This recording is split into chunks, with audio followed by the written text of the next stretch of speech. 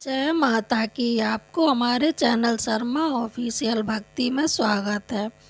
एकादशी व्रत करेंगे तो जीवन भर सुखी व धनवान बने रहेंगे। एक महीने में 2 एकादशी होती है, अर्थात आपको एक महीने में 2 बार और वर्ष भरे में 365 दिन में मात्र 24 बार ही नियम पूर्वक एकादशी व्रत रख सकते हैं।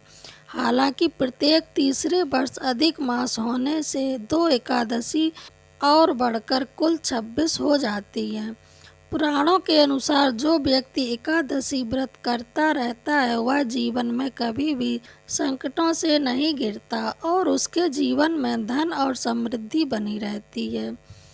आइए जानते हैं एकादशी व्रत के करने से 26 फायदे कौन कौन से हैं। व्यक्ति निरोगी रहता है, राक्षस भूत पिशाच आदि योनि से छुटकारा मिलता है, पापों का नाश होता है, संकटों से मुक्ति मिलती है, सर्व कार्य सिद्ध होते हैं, सौभाग्य की प्राप्ति होती है, मोक्ष मिलता है, विवाह बाधा समाप्त हो जाती है, धन और समृद्धि आती है, शांति मिलती है, मोह माया और बंधनों से मुक्ति मिलती है, हर प्रकार के मनोरथ पूर्ण होते हैं, खुशियाँ मिलती हैं, सिद्धि प्राप्ति होती है, उपद्रव शांत होते हैं, दरिद्रता दूर होती है, खोया हुआ सब कुछ फिर से वापस मिल जाता है, पितरों को अघोर गति से मुक्ति मिलती है, भाग्य जागृत होता है, ऐश्वर्य की प्राप्ति होती है, पुत्र प्राप्ति होती है, शत्रुओं का नाश होता है, सभी रोगों का नाश होता है, कीर्ति और प्रसिद्धि प्राप्ति होती है, वाजपेय और अश्वमेध यज्ञ का फल मिलता है और हर कार्य में सफलता मिलती है। आओ अब जानते हैं किस माह में आती है कौन सी एकादशी।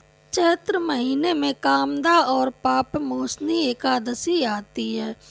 कामदा से राक्षस आदि की योनि से छुटकारा मिलता है और यह सर्व कार्य सिद्धि करती है।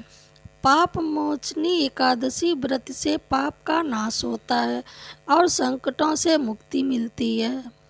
वैशाख महीने में बरुथनी और मोहिनी एकादशी आती है। बरुथनी सौभाग्य देने, सब पापों को नष्ट करने तथा मोक्ष देने वाली है, तो मोहिनी एकादशी विवाह, सुख, समृद्धि और शांति प्रदान करती है। साथ ही मोह माया के बंधनों से मुक्ति आती है। जेठ माह में अपरा और निर्जला एकादशी आती है। अपरा एकादशी व्रत से मनुष्य को अपार खुशियों की प्राप्ति होती है तथा समस्त पापों से मुक्ति मिलती है। निर्जला का अर्थ निराहार और निर्जल रहकर व्रत करना है। इसके करने से हर प्रकार की मनोरथ सिद्धि होती है। आषाढ़ माह में योगिनी और देवशयनी एकादशी आती है। योगिनी एकादशी से समस्त पाप दूर हो जाते हैं, व्यक्ति परिवार का सुख पाता है। देवशयनी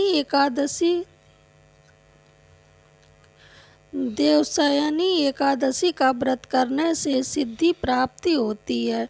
यह व्रत सभी उपद्रवों को शांत कर सुखी बनाता है।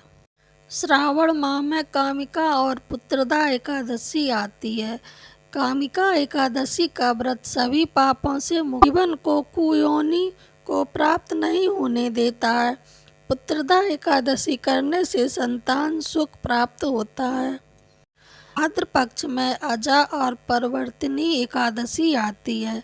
अजा एकादशी से पुत्र पर कोई संकट नहीं आता, दरिद्रता दूर हो जाती है, खोया हुआ सब कुछ पुनः प्राप्त हो जाता है, सभी दुख दूर होकर मुक्ति मिलती है। अश्विन माह में इंद्रा एवं पापांकुशा एकादशी आती है। पितरों को अघोर गति से मुक्ति देने वाली इंद्रा एकादशी के व्रत से स्वर्ग की प्राप्ति होती है, जबकि पापांकुशा एकादशी सभी पापों से मुक्त कर अपार धन, समृद्धि और सुख देती है। कार्तिक में रमा और प्रबोधिनी एकादशी आती है। रमा एकादशी व्रत करने से सभी सुख और ऐश्वर्य की प्राप्ति होती है। देवउठनी या प्रबोधिनी एकादशी का व्रत करने से भाग्य जागृत होता है। देवउठनी या प्रबोधिनी एकादशी का व्रत करने से भाग्य जागृत होता है। इस दिन तुलसी पूजा होती है। मार्गशीर्ष में उत्पन्ना और मोक्षदा एकादशी आती है। उत्पन्ना एकादशी व्रत करने से 1000 वाजपेय और अश्वमेध यज्ञ का फल मिलता है। इससे देवता और पितर तृप्त होते हैं। मोक्षदा एकादशी मोक्ष देने वाली होती है। पौष माह में सफला एवं पुत्रदा एकादशी आती है। सफला एकादशी सफल करने वाली होती है। सफला व्रत करने से अश्वमेध यज्ञ का फल प्राप्त होता है। पुत्र की प्राप्ति के लिए पुत्रदा एकादशी का व्रत करना चाहिए। माघ महीने में पटतिला और जया एकादशी आती है। पटतिला एकादशी व्रत रखने से दुर्भाग्य, दरिद्रता तथा अनेक प्रकार के कष्ट दूर होकर मोक्ष की प्राप्ति होती है। जया एकादशी व्रत रखने ब्रह्म हत्या आदि पापों से छूटकर व्यक्ति मोक्ष प्राप्त करता है तथा भूत पिशाच आदि योनि में नहीं जाता। फागुन में विजया और आमलकी एकादशी आती है। विजया एकादशी से भयंकर परेशानियों से छुटकारा मिलता है और इससे शत्रुओं का नाश होता है। आमलकी एकादशी में आंवले का महत्व है। इसे करने से व्यक्ति की सभी तरह के रोगों से मुक्ति हो जाती है, साथ ही वह हर कार्य में सफल होता है। अधिक माह में पद्मिनी, कमला एवं परमा एकादशी आती है।